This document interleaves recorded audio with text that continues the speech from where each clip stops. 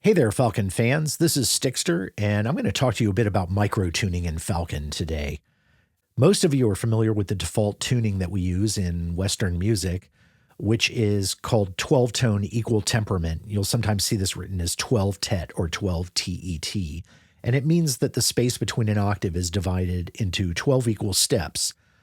But there are plenty of tunings out there in the world. Other cultures sometimes have their own microtunings. You hear about a lot of this in Micronesia, for example. Some tunings are purely inventions of modern music just for fun or just to see what happens. There are a lot of popular microtunings that, similarly to 12-tet, they involve equal divisions of an octave, or EDO. And so another way to think of 12-tet is that it divides the octave 12 ways, and so it's functionally the same as 12 EDO. You're going to hear more about EDO later in the video, so just remember that 12 EDO is essentially the same as our standard 12-tone equal temperament for all intents and purposes here. So there are a couple ways that Falcon lets you microtune. One way to do it, I'm going to show with a fresh key group here. So we're going to add a key group from a template that I already have. Okay, great. And notice that this key group is centered on the note C3 right here. So you'll see that in the Falcon interface. And as I play some keys around here, just take a note that you're going to watch the keyboard a little bit as I do this video. And I'll try and zoom in where I can in this video to make it a little bit clearer to you. So we've got our fresh key group here, and the key tracking basically is set to 100%. And that note tracking is available here in the oscillators. If you don't see that, make sure that you have this control on, and that will allow you to access note tracking. And if I double click here, you're going to see that our note tracking is at 100%, meaning that the keys that I hit around the key center are tracking 100% to the frequency of the oscillator. If I set them to 0%, you're going to hear one note played no matter what key I hit around the key center. You're only going to hear note C3. So if I hit C3 or G3 or C4, C2, all of those are playing the same note because we're not tracking at all. So in standard tracking, again, by default, it's 100%. But you can actually microtune a little bit by changing this. So for example, if I change this to, let's say 99.5%, and I play these octaves, you're going to hear just a little bit of detuning in them. Oh, and just so I make sure I do this right, let me go down here. I've got a voice modulator on here that is actually detuning the voices a little bit. I like to do that to make my Falcon sound a little bit analog. I've got a whole video on that, by the way, in case you're interested in that. So I'm going to turn that off, and you're going to hear, again, you're still going to hear these detuned a little bit. All right, so hopefully you heard that. Let me close up this modulator so that it's not... so that we're not really having it affect our view here. Close up this wavetable, and now we're basically looking at this key group mapping and the keyboard by itself. So again, the note tracking feature lets us do this. Now we can actually alter this quite a bit. If I change this to about 98%, that detuning is going to get a bit more radical. And now chords start to sound a little wonky. So we're scaling all this around the key center, which is C3, meaning that the further away we get from that key center, the more radical that note tracking is going to sound. It's going to have a larger effect the further away from the center we go. So in other words, if I hit the C3, still perfectly in tune, but if I hit C5, way out of tune. Okay, so let's try something. Let's try something interesting here. If I switch the note tracking to 58.33%, when I hit the octave above or below, you're going to hear something that is a perfect fifth away, or really close to it. There we go. So we have the perfect fifth up above and a perfect fifth below. Why do you think that is? Why 58.33%? If you think you know, leave a comment, and we'll talk about it there. Here's a hint. If I make the note tracking 50%, and then I do this again, yeah, see, you're hearing a tritone, right? You're hearing halfway through the octave. Okay, so that's a little bit about how we can use note tracking. Let's reset that to 100% so that we're back to normal again. Great.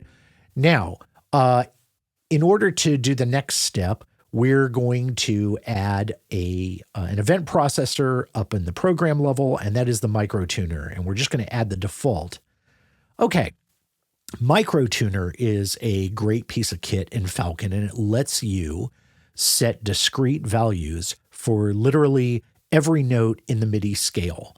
And if you look at this, you're going to see perfect numbers here because, again, we have 12 tones between each octave, no matter where you are, right? So, for instance, if we take C3, which is our key center here, it's 60. And if you add 12 to that, that gives you 72. Similarly, up and down the scale, this all works the same. So this is the default Western tuning. Everything works perfectly. And if I play a little C chord, everything sounds basically like the 12-tone equal temperament that we're used to. You'll also notice that these numbers are decimal numbers, and they're also showing you the space between these notes is also 100 cents apart. And you'll have heard cents if you look at tuning, for example, whether you use the tuning control in Falcon or whether you've used a tuner on another instrument. Typically, you'll see those expressing cents. A cent is 1/100th of a semitone. And then the name is the key, right? The Latin term centum means 100. So that's where we get that from. Now, there are many other scales that slightly change these tunings, and there are a bunch of them that are included with Falcon from the factory.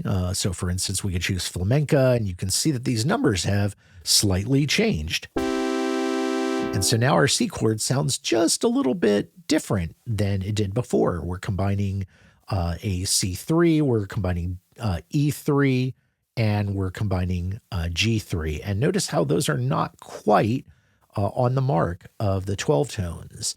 So there are a lot of tunings, as I explained, that are included in Falcon.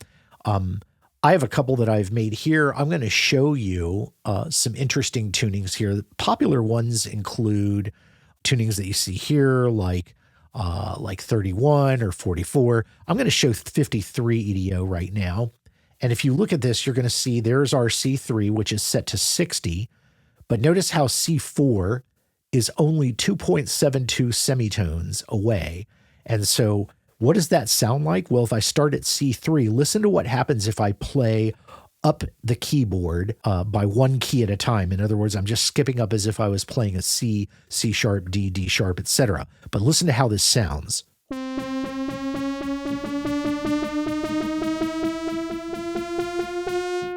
Wow.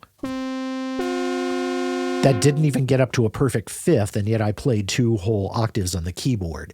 So that shows you how many tones are packed in. Okay, and for that matter, you could probably see that on here. If I choose C1 54.57, and if I go to F5, there's almost 12 tones, right? So, yeah, in fact, 12 tones, 54.57 to 66.57. That might be fun to experiment with, obviously, but it would be nice to maybe be able to do something a little more functional. Now, if you're playing with a non-piano style keyboard, this can work really well. There are isomorphic controllers out there that will allow you to play really functionally with microtuning.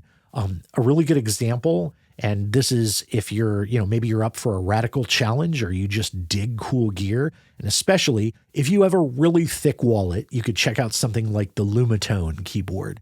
Now, I have no financial interest in Lumitone. I will tell you they are very expensive.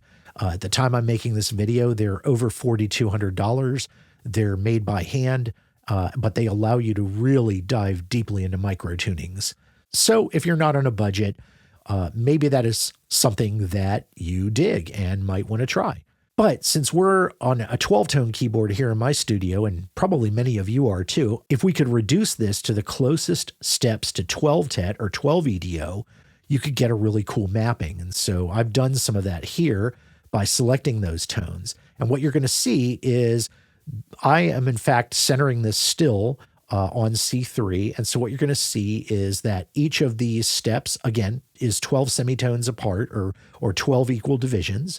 That is happening up no matter what note we start on. But we're still seeing some of these fractions across. I've mapped basically the closest estimate in 53 EDO to the 12 key keyboard. And so now you're going to hear basically very similar to what you would expect when I play, a triad.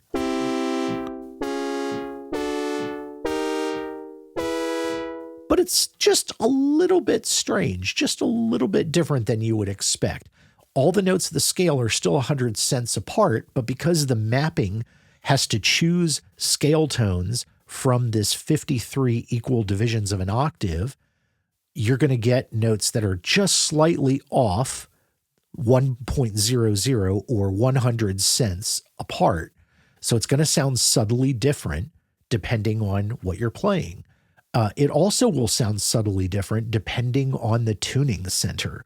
So let me show you an example of this. I'm going to play an E major triad starting at E2.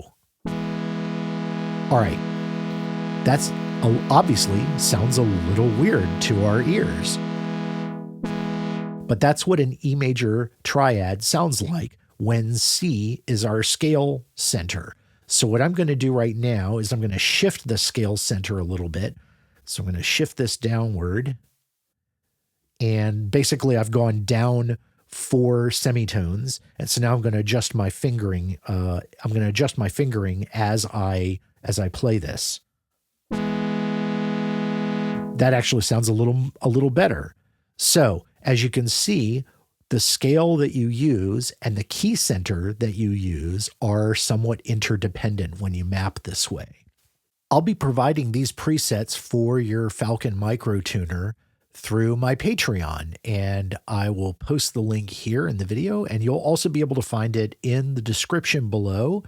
So feel free to check that out. You'll be able to pick up goodies there from time to time if you're a subscriber. If you'd like, you can also buy me a beverage using my coffee link. I'm going to include that in the video description as well. I hope this has given you some ideas that you can apply to your own creations. And until we meet in the next video, I hope you have a lot of fun with Falcon. I'm Stixter, and I'll see you next time.